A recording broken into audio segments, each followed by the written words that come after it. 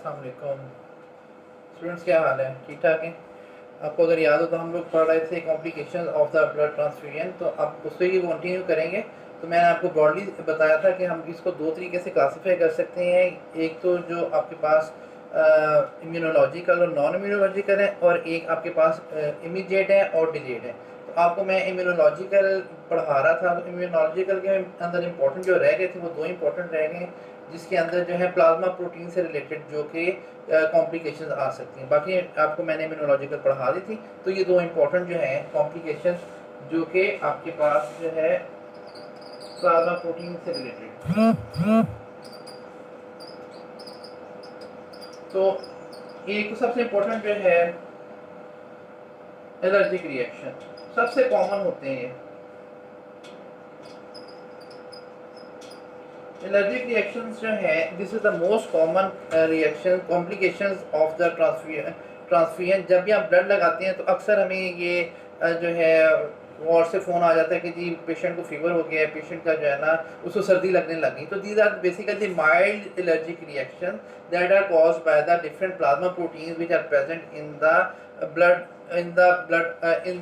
Of the donor. Clear? उसके खास तौर पे ये प्लाज्मा प्रोटीन जो एलर्जिक रिएक्शन ज़्यादातर होते हैं जिसके अंदर आप प्लाज्मा प्रोडक्ट्स दे रहे होते हैं, जिसके अंदर प्लाज्मा ज़्यादा जाता है। कौन कौन से प्रोडक्ट्स हैं? एफएफपी है, या फिर आपके पास प्लेटलेट्स हैं, उसके अंदर प्लाज्मा ज़्यादा जाता है। अब पैक सेल्स के अंदर प्लाज्मा कम हो जाता है। इस वजह से जो एलर्जिक रिएक्शन हैं वो हमें ज़्यादा देखने को मिलते हैं whenever we transfuse the plasma. Clear? क्योंकि प्लाज्मा प्रोटीन की वजह से एलर्जिक रिएक्शन हो रहे हैं। तो इसके अंदर जो बहुत इंपॉर्टेंट जो प्रोटीन है जिसकी वजह से रिएक्शन होते हैं, उसमें मुख्तलिफ प्रोटीन हो सकती हैं, लेकिन जो IgE एंटीबॉडी है, ठीक है, this is the most important antibody जो कि एलर्जिक रिएक्शन कॉज करती है, जो कि डोनर के ब्लड के अंदर थी IgE।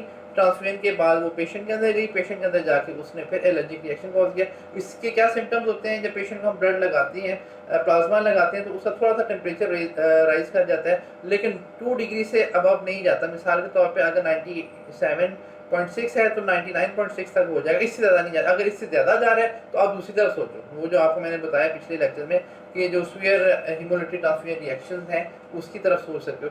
एक तो आपके पास टेम्परेचर जो है 2 डिग्री तक राइज करता है। दूसरे नंबर पे जो इनके अंदर जो प्रॉब्लम आती है वो इन्हें शिवरिंग शुरू हो जाए। टेम्परेचर राइज करता है तो ऑब्वियसली इनके फिर शिवरिंग भी शुरू हो जाती है, और शिवरिंग की वजह से जो है ये अपनी दो इंपॉर्टेंट साइंस आते हैं कि फीवर होता है और शिवरिंग होती है। तो इसमें क्या किस तरह से हम इसको अवॉइड कर सकते हैं?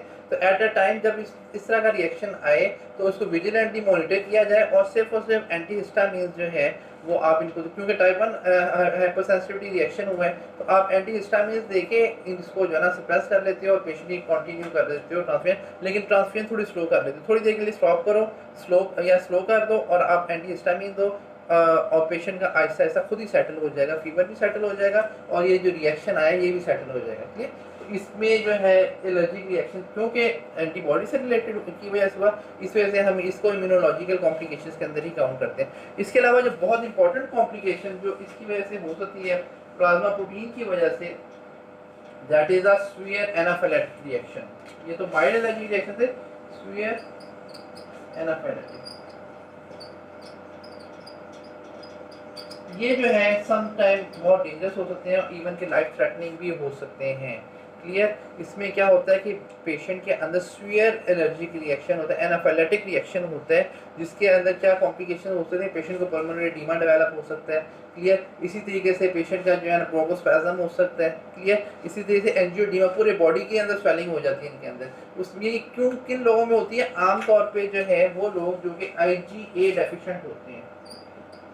IgA डेफिशिएंट, आपको पता है कि एंटीबॉडीज़ की डिफरेंट टाइप्स होती हैं, तो कुछ लोगों के अंदर IgA नेचुरली डेफिशिएंट होते हैं, उनके अंदर होती है, और इसकी डेफिशिएंसी को भी कैरेक्टराइज किया जाता है, उनके माइल्ड है, मॉडरेट है, सीवियर है। तो जो लोग सीवियरली IgA डेफिशिएंट होते हैं उनके अंदर क्या होता है कि उनके अंदर एंटी-IgA एंटीबॉडीज बन जाती हैं। क्लियर?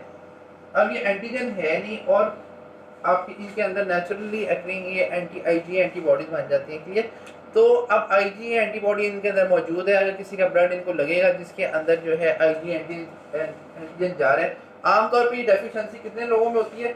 अमेरिका में स्टडी की गई, उसमें उन्होंने देखा 700 में से एक बंदा जो है ना वो डेफिशिएंट होता है। क्लियर। तो चांसेस हैं कि अगर आपके ब्लड बैंक के अंदर, आपके हॉस्पिटल के अंदर 700 ट्रांसफ्यूजन हो रही हैं, तो हो सकता है कि उन पेशेंट्स में से कोई एक पेशेंट जो है वो आईजी डेफिशिएंट हो सकता है। क्लियर। ऑल्दो कि ये रेट कम है, लेकिन इतना कम नहीं है। 700 में से एक को अगर ये रिएक्शन हो जाए तो बड़ी कॉम्प्लिकेशन हो सकती है। तो उनके अंदर क्या होता है कि आईजी एंटीबॉडीज बन गई। जब जैसे इनके अंदर ये ब्लड ऐसा जाता है, खास तौर पर इसमें भी प्लाज्मा प्रोटीन्स और इसमें प्लाज्मा प्रोडक्ट्स जो हैं एफएफपी या प्लेटलेट्स, उनके अंदर ज़्यादा कॉम्प्लिकेशन होती हैं, तो उनके लगने की वजह से।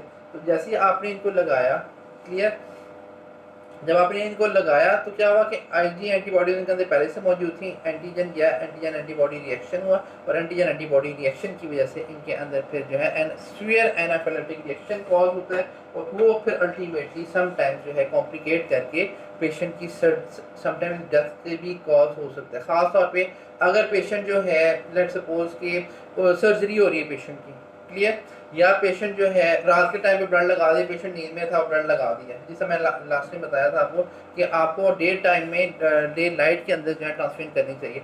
रात को सोया वाला ब्लड लगा दिया, उसको रिएक्शन हो रहा है, उसको पता ही नहीं चला, क्लियर, और उसका एकदम से सांस बंद होना शुरू हुआ, वो आवाज़ भी नहीं निकाल सका, वो शोर भी नहीं मचा सका, और साथ ही उसका परमानेंट एडीमा इतना ज़्यादा हुआ, जो एडीमा हुआ तो उसका ब्रोंकोस्पैज़म हुआ और पेशेंट की डेथ हो गई। क्लियर। तो आपके पास जो है इसको किस तरह से अवॉइड हम कर सकते हैं? इस तरह से हम अवॉइड कर सकते हैं कि एक तो पेशेंट अगर आइडेंटिफाई है कि उसको आईजी डेफिशिएंसी है, तो उसको लेबल किया जाए, क्लियर, और उसको जो है ना हमेशा बताया जाए कि आपने ब्लड ट्रांसफ्यूजन नहीं लगवानी जब तक कि आपको ख़ास ब्लड ना लगे जो कि वॉश्ड हो। ख़ास तौर पे अगर आरबीसीज लग रहे हैं तो आरबीसी वॉश्ड आरबीसीज ही लगने चाहिए, और अगर इनको प्लाज्मा प्रोडक्ट चाहिए, तो प्लाज्मा प्रोडक्ट ऐसे बंदे का ही लगेगा जो कि खुद आईजीए डेफिशिएंट है। क्लियर। आईजीए डेफिशिएंट जो खुद है उसी का प्लाज्मा प्रोडक्ट लगेगा, अगर उसके अलावा लगेगा तो उनके अंदर कॉम्प्लिकेशन आएगी। और अगर पैक सेल्स लगाने हैं तो पैक सेल्स को वॉश करके लगाना है, वॉशिंग के बगैर नहीं लगाना, क्योंकि आप अगर पैक सेल्स भी लगाते हैं, मैंने आपको बताया था कि उसके अंदर भी प्लाज्मा की थोड़ी बहुत क्वांटिटी मौजूद होती है, वो क्वांटिटी जो थोड़ी बहुत जो है वो पेशेंट के अंदर बहुत बड़ा मसला कॉज कर सकते हैं। तो जब आप वॉशिंग करते हो, वॉशिंग से सारा का सारा जो प्लाज्मा है, सारा की सारी प्लाज्मा प्रोटीन जो है पेशेंट डोनर की, वो सारी निकल जाती है। इस तरीके से आपने फिर जो है इसको सेव करना होता है।